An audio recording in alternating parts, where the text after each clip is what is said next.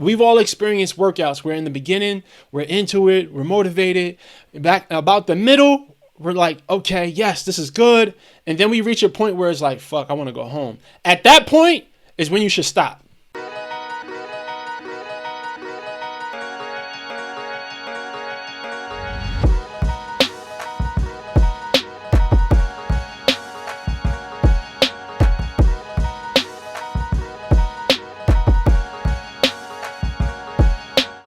What up, Brix Squad? So look, I may be a little late to the party with this one, but I had a Brix Squad member send me a copy of this video, right? And I don't watch a bunch of Joe Rogan, so like I said, I may be late to the party.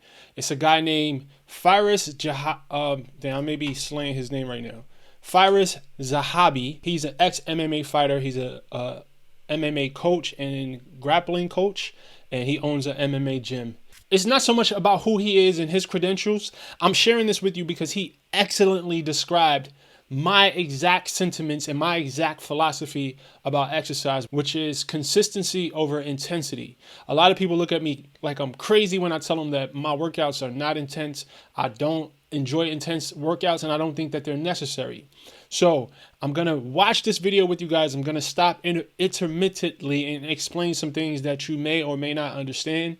But this can change your life. This can change your outlook on exercise, and this can be the key to consistency for you if you embrace the messaging behind what he's saying right now. Because like I said, it mirrors my exact philosophy to a T. Let's check it out. Okay, so let's say, for instance, I'm a big believer in never being sore. You should train, and the next day you should wake up feeling good. Okay, you know why? How's that possible? Well, because look, okay, that's great. That's a great example.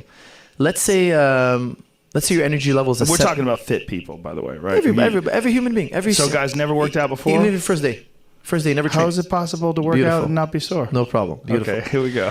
So let's say there's something called rate of perceived exertion. Okay, so let's say I make you do pull-ups, and let's say the maximum amount of pull-ups you can do, the maximum amount of pull-ups is 10. Let's keep a nice round number. At 11, you couldn't do 11. If I pointed a gun at you, you couldn't do 11. Should I make you do 10 pull-ups on our workout? No. I'm going to make you do 5. Why? Because I'm setting you up to work the next day. The next day we're going to do 5. And the next day we're going to do another 5. And then we're going to do 6. When 6 is really easy. So, you guys heard what he said.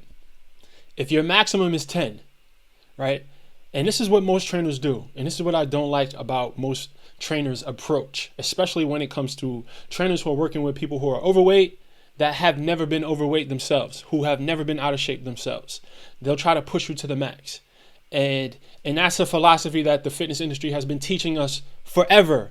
Go hard or go home. And it's some BS. He said, if your max is 10, if you can only do 10 pull-ups, I'm not going to have you do 10 pull-ups. I'm going to have you do 5. That way you have some left in the tank for tomorrow. But let's continue to let him talk. Because I'm setting you up to work the next day. The next day we're going to do 5. And the next day we're going to do another 5. And then we're going to do 6. When 6 is really easy, we're going to do 7. Why? If you count, if you did 10 pull-ups on Monday, you're going to be sore till Thursday. Let's say it's really your max. So on Thursday, you've only done 10 pull-ups. From Monday to Thursday, you've only done 10 pull-ups. Me, I've been doing 5 pull-ups every day. So I'm at 20 pull-ups already, 25 pull-ups. I have more volume than you.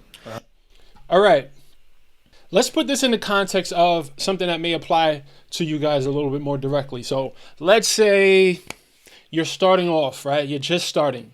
And you get to the gym and you enjoy your workout up until about 20 minutes.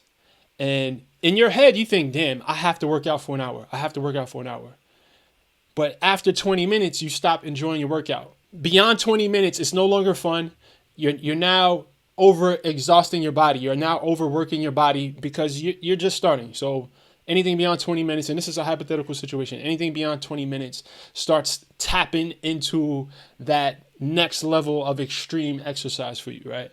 But you think in your head, I have to work out for an hour because that's what everyone's been taught, right? Y'all, we got to work out for an hour. No, if you just stopped at 20 minutes and you left the gym on a positive note, you now have the willpower left in the tank. You now have the physical energy left in the tank for you to return tomorrow. This is the basis behind my philosophy of consistency over intensity. You want to focus on being consistent, doing things that allow you to show up the next day and the next day and the next day without it deterring you, without it discouraging you, without it overworking your body, right? So just think about this. I'm going to let him continue. Now, if you add up at the end of the year, who trained more? I've trained way more than you. So let's say I go to jiu-jitsu practice. I'm doing jiu-jitsu every single day, 3 rounds, 5 days a week. That's 15 rounds. You go in twice a week, but you kill yourself. You do 5 rounds each day. You push yourself those last 2 rounds and you burn yourself out. I still did 15. You're at 10. At the end of the year, I've done countless rounds more. I mean, I've had so much more training than you. Okay, so another example of consistency over intensity. All right, let's say you're just starting off on a fitness journey, and in your mind, this is what you've done in the past. You go to the gym 6 days a week. You start cutting everything out of your diet. You have this intense approach to it, right? But you only last 2 or 3 weeks doing it this way. So instead, right, taking the things that I'm taking the concept that I'm trying to teach to you guys right now with this video, and instead of going to the gym 5-6 days a week for an hour and 20 minutes and cutting bread out of your diet completely, why not start off going to the gym 2 days a week for 30 minutes and you just cut back on soda and that's it. Those are the only changes you make. You make these small changes that doesn't cost you so much. It doesn't cost you so much willpower. It doesn't cost you so much physical and mental energy, because that's a more sustainable approach. And if you can just adopt this mindset when you approach it, it will support you in sustainability. It'll support you in consistency. And that is how change happens, with consistency. But the problem is we want the results so fast. So we think, all right, if we do more and we eat less, then we'll get these extreme results.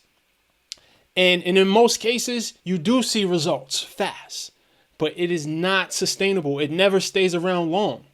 And if your goal isn't to have long-term sustainable results, then you need to do some reassessing, because that should be everyone's goal, right? Now, I understand the situations, whether it's a medical condition, you need to lose weight quick for a surgery, or if you have a wedding coming up, or a vacation or something. All right, I get it. Those situations arise and I get it.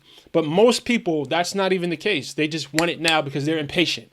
So we just need to stop being impatient. Now, I also want to use this video to help dispel something that we think when it comes to the gym. You don't need to go to the gym. You don't need weights to transform your body. I've even had people ask me several times, does Planet Fitness have enough equipment for me to transform? You don't need equipment. You can use body weight. And calisthenics, push-ups, dips, pull-ups, in my opinion, it's a better way to train your muscles than weights. And I'm starting to add more calisthenics into my personal program as well. But he breaks it down very well. Let me get back to the video. The amount of, first of all, they use a lot of body weight, so it doesn't cost us anything neurologically. Body weight exercises are very easy to recover from. Body weight exercises are very easy on the nervous system. They use leverage instead of weights. Plus, the stabilizer strength is unbelievable. So what he said was body weight uses leverage instead of weights, instead of resistance.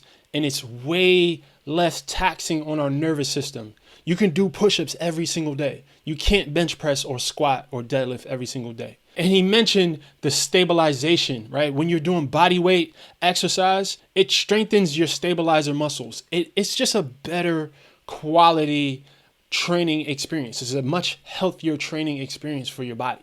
This is all my attempt to support, right? To find some information to support my philosophy that consistency is way more important than intensity. You don't have to kill yourself in the gym. You have to find something that you can stick to, right? You have to find something that allows you to stretch this thing out, right? It doesn't make sense for you to approach it going super intense in the beginning and you're not able to stick to it. You end up falling off. So learn from your past mistakes.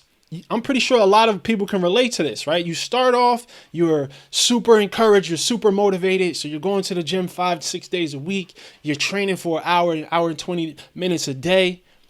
And then 3 weeks later, you have no more motivation because you used it all.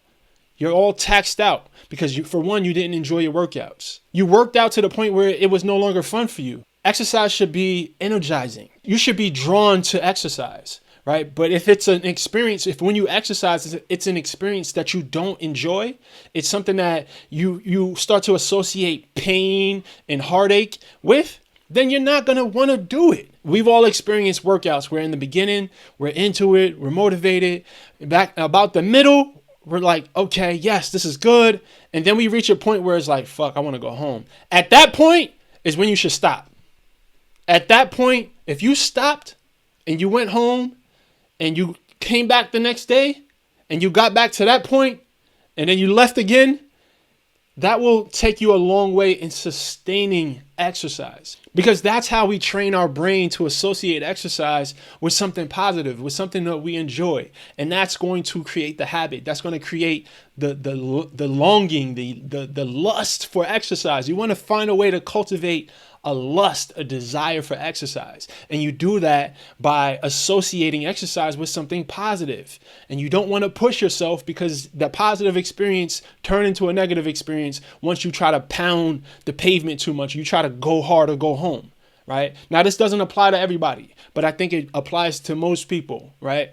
Let me know what you think in the comment section below.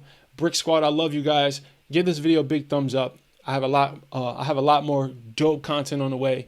And as always, guys, I'm just trying to share the wellness with you. So get well and get money.